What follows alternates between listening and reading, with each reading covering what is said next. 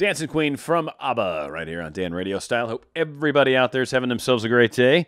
Are we forcing something? So this is kind of a sort of a interesting little bit of a sharing some fun stuff without oversharing because I'll cover that too to a degree, okay? And then I think it's got a point to be made. But this is kind of a different show, a little bit of a weird one, but something that I think is worth of all of us paying attention to, because I think sometimes when we're having challenges within our manifestation, when things aren't happening maybe quick enough, when we're not seeming to get to where we're trying to go, when it just doesn't seem to be going quite like it should. It's going maybe, but not quite like it should. I don't know. Could fall into any one of these. But I think this is one of those things that we need to do a little self-reflection. We need to spend a little time with looking at ourselves. Again, I know a lot of you are like, I want something easier than that. I know, it sucks when we have to fix things in ourselves, but kind of what happened kind of with me, right? So let me just give a little bit of background. One, this is probably going to be one of the last shows that I play music for. The playing music is something that I love. It ties into the whole Dan radio style, goes back to me being a DJ. But one, it's going back to the past for sure, right? It's going back to something that I used to do, used to be.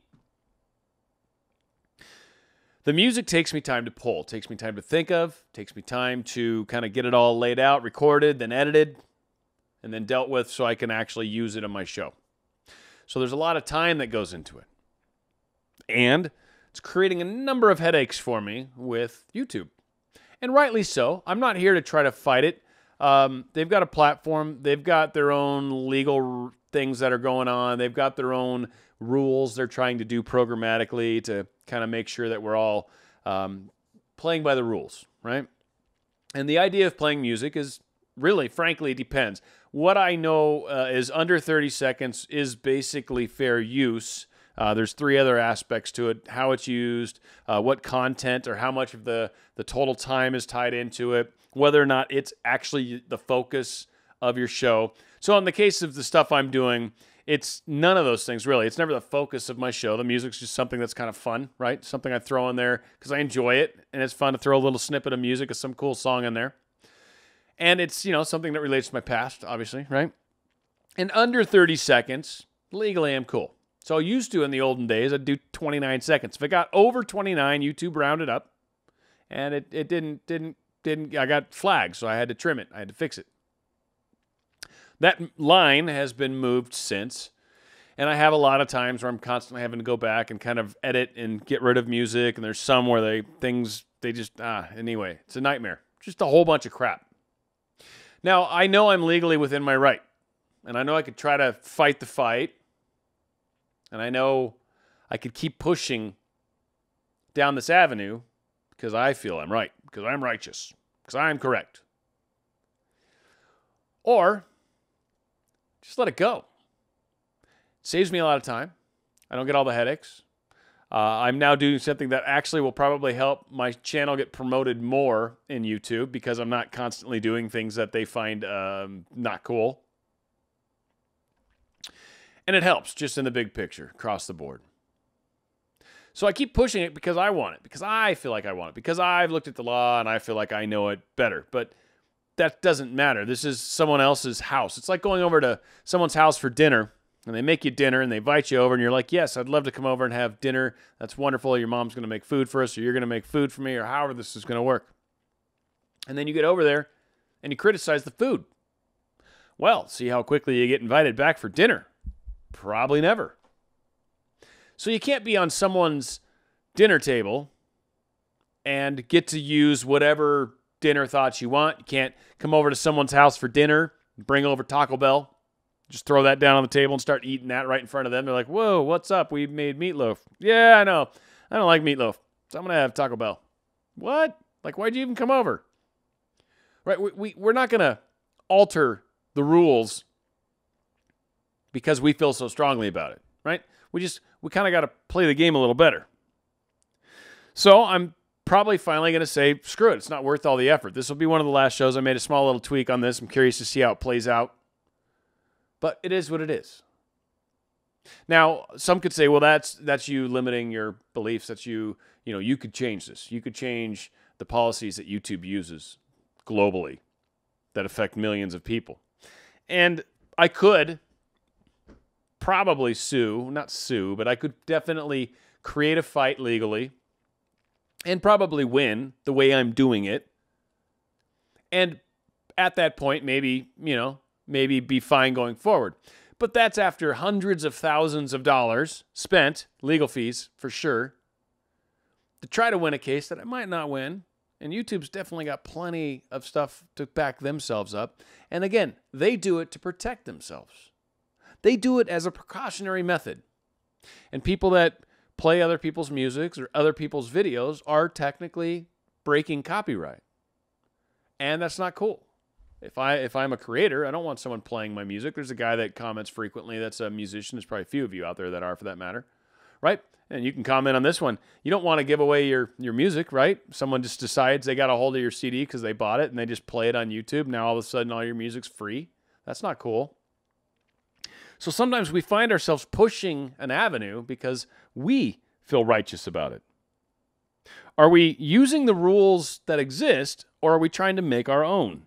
And I think in a lot of cases, we'll find that we're actually trying to make our own. We're trying to make this happen against the grain. Maybe there's something already at work that is sort of prohibiting what's happening. And sometimes fighting that going against the grain, you've got a lot of things stacked up against you. And yeah, you could fight it. Yeah, I could manifest a way to get my videos done where they have a little bit of music on the front and back. I could manifest that. It would cost hundreds of thousands of dollars. And I spent a great deal of time doing it, when I could probably spit out more videos of substance than trying to put music in my videos just to make it more fun for me. And certainly the people listen, they get a little snippet of music and people seem to like it. But ultimately, I think you guys are listening to my videos because of me, not the video, not the music. The music's just a fun little, thing. So one thing I noticed about this too, kind of when I go into the past, right? When I think about how, when I'm trying to force my way, how often I get nervous or worried when I hear somebody sharing with me their thoughts that are negative. Maybe it's a girlfriend, maybe it's a buddy, maybe it's a coworker, but they keep injecting negative thoughts maybe, or they keep saying things like, I don't know if that can happen, or they keep doubting, or they keep having thoughts that differ from the focus that we're trying to create. And a lot of times we might get nervous about that. We might go, you stop, blah, blah, blah, blah. Will you stop thinking all those thoughts? You're going to make it happen in my world. And that's not true. They can't make anything happen in your world. You can. You can make things happen in your world. It goes against your own power, your own free will to have someone do it for you. They're not allowed. Like, there's been people that have had others help them manifest stuff. It's only because you are now believing that someone's actually causing this thing to come to your life, and you're believing it and not fighting that it's actually manifesting. It's still your belief. It's still your take on what's happening. It's not their power per se. It's your belief that you're finally manifesting it because someone else is doing the work. So when we constantly have those moments where we get scared about what everyone else can do, we're in a whole different, similar place. Like, I think we're still trying to force things. We feel like whenever anyone comes in and says something that contradicts that they somehow have more power over my manifestation than I do. That somehow, through my forcing of will, when someone else comes in and offers contrast or brings up negativity or whatever, that I somehow feel, and give them credit for that matter, that their opinion has more weight than mine. That their belief affects my world more than my belief affects my world. No. Their belief affects your belief. Yes. Your belief affects your world. So to get back to this whole, well, they said negative thing, blah, blah, blah. The one thing it seems, again, this is a weird show because this is kind of a strange thought experiment that I went down, and I'm like, so I'm sharing it with y'all. Who knows? I think we fear it. I think we fear when other people have crazy opinions that disagree with us. I think we fear these moments One, because, of course, we're trying to control everything. And two, because we give more power to the person that's creating these fears, these contrasts, these negative things, whatever we want to call them. I don't really care. It doesn't really matter from my standpoint. We're giving them all this power, but really the reality is when they say something fearful and then we think about it, now it's us again. Interesting. They've said something fearful. I'm now focused on this fearful. Now I'm talking to them about, you can't make fearful thing happen. Stop talking about fearful thing. Why do you keep bringing up fearful thing? I don't like that. You keep bringing up fearful thing. Do you hear how much attention I'm giving to fearful thing? When the reality is, fearful thing comes up, I go, yeah, fearful thing. Anyway, so this is what I would like to experience. I'm definitely going to be successful. Yeah, I know fearful things are going to pop up from time to time, but I'm going to persevere. I don't take no for an answer. I'm going to keep pushing forward. I'm going to keep imagining this is true. I'm going to keep seeing it as true because I can see it clearly in my mind. I know it is real. There's just some point in time, I guess. I don't know. You can call it what you want. I've heard all sorts of opinions thrown out there about how things happen. Like they hate the concept of it's in process or it's happening. People just absolutely hate that. And I don't really, again, it doesn't matter to me. I know things manifest. I know they manifest. And I know it takes steps and moments and stuff to create time from which things seem to finally solidify. That time differs. But we live in a 3D structured world. The rules that we live by live here. We're experiencing life in this somewhat molassesy on a cold day state. It takes forever to make anything happen, right? So many of us want it now. It's not quite that quick. Again, we seem like we're so afraid that, we've read somewhere that this should be instant. We've read somewhere that this is whatever.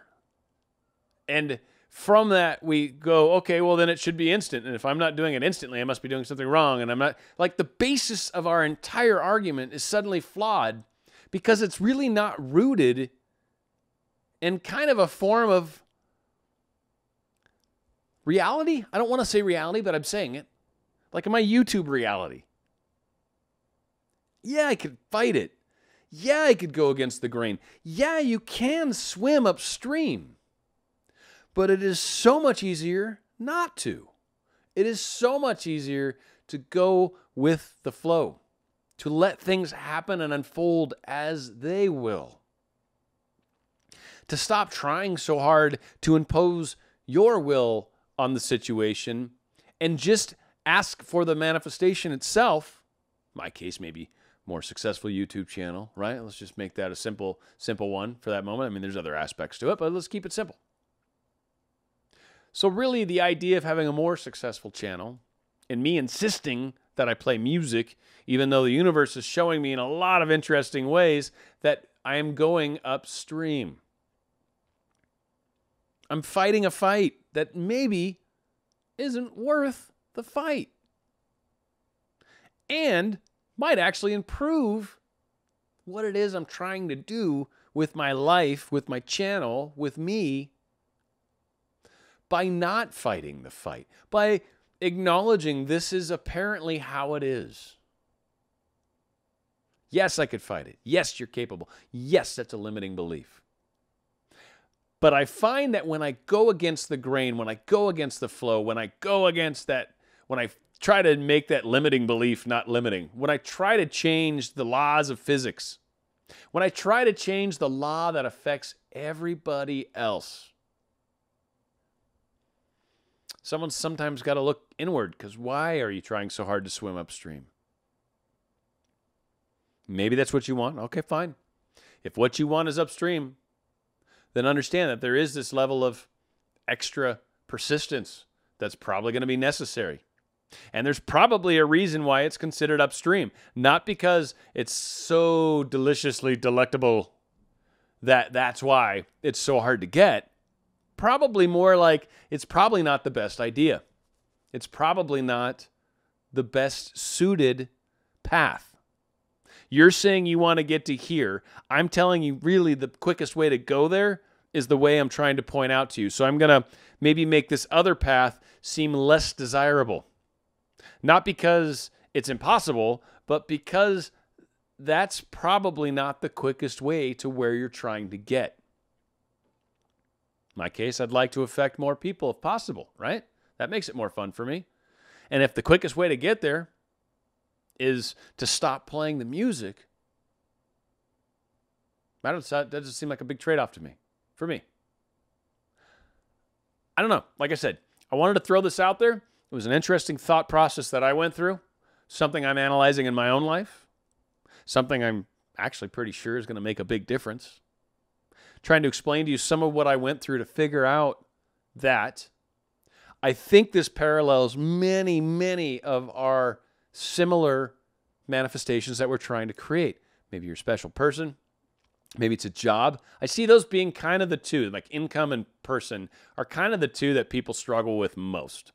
Stuff is easy because there's no attachment to stuff typically, unless you're oddly materialistic. And then stuff is status. Now status actually creates a separation. At that point, it now becomes harder to manifest stuff because now you've given it a status. You've enhanced its actual intrinsic value, if you will. You've made it more than stuff. So again, it's when we look at what we're going through. What is it that I'm trying to figure out? What is it that I'm trying to manifest? Am I really, really going against the grain? Does it keep showing itself to me like that? And I keep trying to say, no, stay positive, stay positive. Like, that's fine. Like, you can keep swimming upstream. You can swim upstream. But you are not necessarily guaranteed to get to where you're trying to go. Maybe is a reason why something is potentially upstream. And I think identifying when something is upstream, I think there's some power to that. Or at least if part of what we're doing seems to be upstream, then there's power to that. Again, I'm bringing it from the relation of the channel and what I'm going through there. Have I seen people do this in relationships? Yeah. Have I seen people do this with job hunting? Yeah. Money? Yeah. I've seen it all over. Just because we're watching this right now, just because we're talking about this right now, doesn't mean I'm saying you are at fault. What I'm asking you to do is look at it. I mean, if you're passing the test, cool. Don't be afraid. You can always change your focus. You can always change your focus, but do those fears pop up? Do that scary, I got to control this, otherwise this will happen. Otherwise this will happen. That fear is what's eating at you. What is it that this could happen?